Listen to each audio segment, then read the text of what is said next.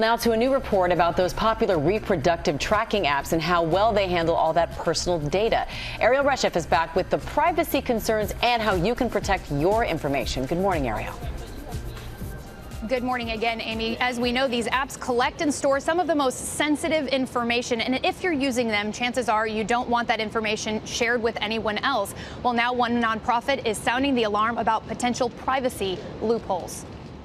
They're the apps millions of women use to track their fertility, pregnancies, and periods. But this morning, staff researchers at the Mozilla Foundation, a nonprofit that advocates for privacy on the internet, warning that the personal reproductive information you provide to these platforms, like weight, birth plan, pregnancy journals, or doctor's appointments, may not be as private as some want them to be. And they're collecting a whole lot of data, and they're using very similar privacy policies to the apps you use for recipes or picture sharing or things like that. The organization looked at 25 popular reproductive health apps, labeling 18 with a privacy not included warning, noting that the data you supply may not be secure, and saying that 8 failed to meet the company's minimum security standards.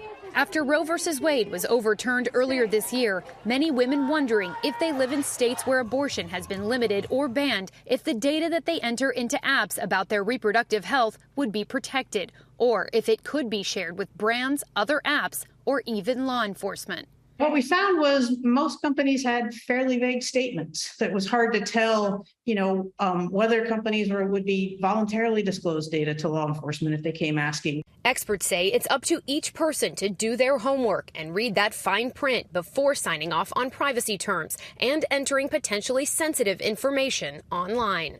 I think that each individual consumer has to do a cost-benefit analysis of how useful they find the product and the types of risk they may be exposed to depending on where they live.